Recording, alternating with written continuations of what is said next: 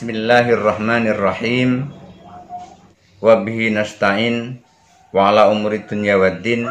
Wassalatu wassalamu ala sayyidil anbiya'i wal mursalin wa ala alihi wa ashabihi ajma'in. Rabbi syrah li sadri wa yassir li amri wa hlul 'uqdatam min lisani yafqahu qawli. Amma ba'du. Kita teruskan pengajian beberapa waktu yang lalu.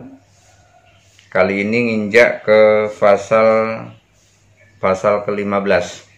Bismillahirrahmanirrahim.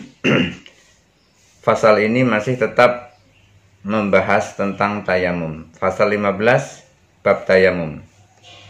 Bismillahirrahmanirrahim. Idza tayammama 'anil hadathi, apabila ada orang yang bertayamum dari hadas. Istibaha ma yastabihu bil wudu'i, boleh apa yang dibolehkan oleh wudu. Orang yang tayamum niatnya untuk wudu, maka boleh dilakukan apa yang boleh dilakukan oleh wudu. Makanya niatnya adalah nawaitu tayammuma listibahati sholati, umpamanya seperti itu. Aku niat tayamum untuk membolehkan sholat.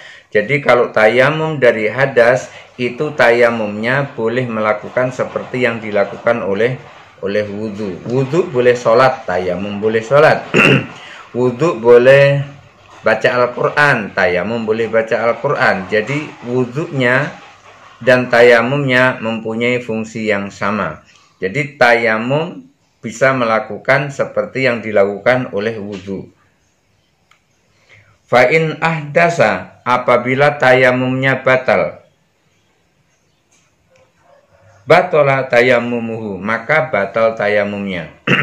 Kalau orang yang sudah tayamum kemudian batal, misalnya kentut atau senggolan dengan perempuan, maka tayamumnya juga batal, karena fungsi tayamumnya seperti wudu. Kama ya betul wudu'uhu, dan itu batalnya seperti batal wudu'nya.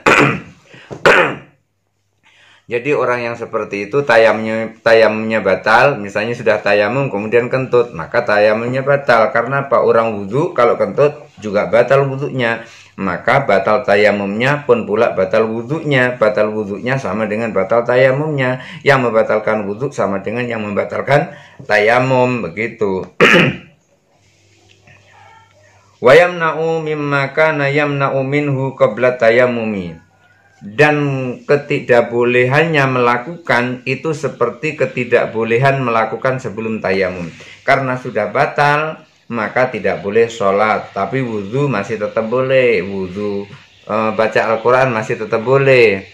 Jadi yang tidak boleh itu seperti sholat. Sesuatu yang dilakukan harus dengan wudu, maka pada saat tayamumnya batal juga tidak boleh melakukan. Jadi tayamum itu bisa melakukan seperti yang dilakukan oleh wudu. Kalau wudu boleh melakukan, tayamum boleh melakukan. Ketika dia kentut, maka batal tayamumnya, seperti wudu kentut batal wudunya. Wa in tayammama 'anil janabati, apabila ada orang yang tayamum dari janabat. Wa in tayammama 'anil janabati, apabila ada orang tayamum dari janabat, berarti ini menggantikan mandi besar, mandi wajib.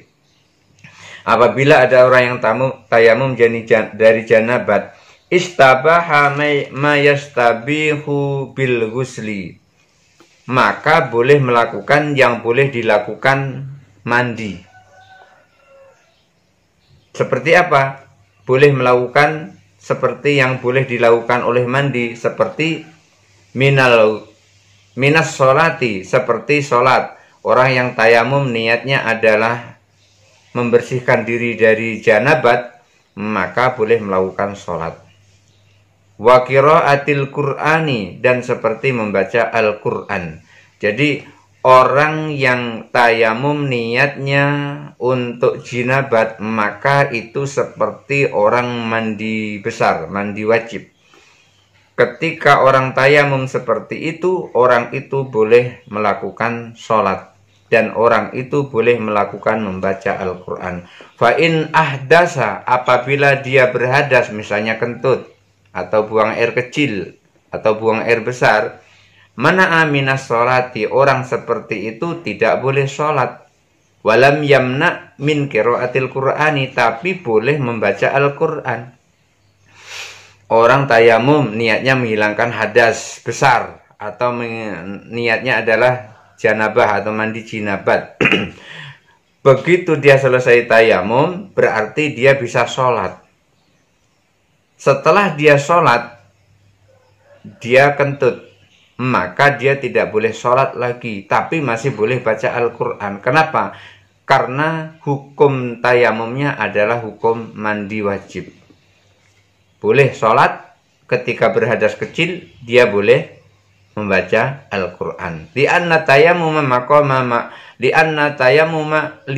tayammumahu qama maqamal ghusli. Karena tayamumnya menempati mandi besar. Artinya tayamumnya itu menggantikan mandi besar. Karena tayamum yang menggantikan mandi besar, maka apa yang dibolehkan orang setelah mandi besar dibolehkan pula untuk orang yang tayamum tersebut. Makanya niatnya adalah nawaitu tayammuma. Misalnya nawaitu tayammuma libadlil ghusli, misalnya begitu. Atau aku niat tayamum untuk menghilangkan janabat atau sebagai pengganti mandi wajib, boleh juga yang seperti itu. Walau igtasala summa ahdasa, andaikan ada orang telah mandi kemudian dia berhadas, lam yamna minal qiraati, maka orang yang seperti itu tidak ada larangan membaca Al-Quran. Kalau ada orang yang telah mandi besar kemudian lalu dia berhadas, kentut, kencing, maka orang seperti itu tidak ada larangan untuk membaca Al-Quran. Dalam keadaan berhadas masih boleh baca Al-Quran. Fakadzalika idza tayammama, begitu jugalah orang apabila tayamum. Ketika tayamumnya diniatkan untuk jinabat, maka dia masih boleh membaca Al-Quran apabila dia berhadas, umpamanya buang air kecil atau buang air besar. Orang yang seperti itu idza tayammama summa ahdasa, apabila dia tayamum kemudian dia berhadas, masih boleh membaca Al-Quran. Wa in tayammama summa irtadda, ini lain lagi perkaranya.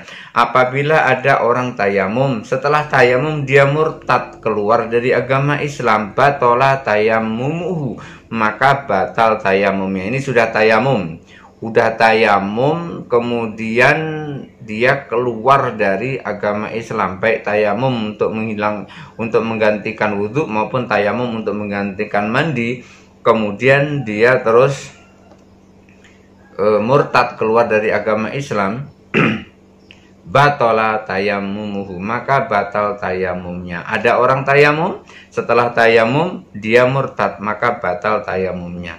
Li'anna tayammuma la yarfa'ul hadasa, karena tayamum itu tidak mengangkat hadas. Jadi orang tayamum itu tidak mengangkat hadas, hanya membolehkan apa yang dibolehkan gitu. Kalau tayamumnya niatnya untuk wudhu, maka hanya boleh melakukan dengan tayamum itu apa yang dilakukan oleh wudhu. Kalau niat tayamumnya untuk mandi besar atau mandi wajib, maka tayamumnya itu boleh dilakukan seperti orang yang melakukan mandi wajib. Jadi umpamanya dia jinabat harus mandi wajib, haid harus mandi wajib, tidak ada air, kemudian dia tayamum. Setelah dia tayamum, lalu dia bisa melakukan sholat fardu, sholat zuhur umpamanya. Nanti begitu asar tayamum lagi, tapi tayamumnya bukan untuk menghilangkan jinabat, tapi menghilangkan hadas kecil atau untuk boleh melakukan sholat. Maka untuk orang yang murtad, keluar dari agama Islam, ketika dia tayamum terus murtad, maka tayamumnya batal, karena tayamum itu tidak mengangkat hadas, tetapi hanya membolehkan apa yang dibolehkan wudhu, hanya membolehkan apa yang dibolehkan mandi. Artinya orang yang sudah berwudhu boleh sholat, maka sudah tayamum boleh sholat. Ketika orang yang sudah mandi besar boleh sholat, maka orang yang tayamum juga boleh sholat. Ketika orang yang sudah mandi besar boleh baca Al-Quran walaupun telah kentut atau telah kencing, maka orang yang tayamum juga boleh membaca Al-Quran, karena tayamum itu hanya membolehkan seperti apa yang diniatkan dalam tayamum. Wa innama yustabahu bihi sholatu, karena tayamum itu hanya dibolehkan. Kenapa orang murtad tadi ketika sudah tayamum lalu dia murtad kok tayamumnya batal? Karena wa innama yustabahu bihi sholatu, karena orang tayamum itu boleh melakukan sholat.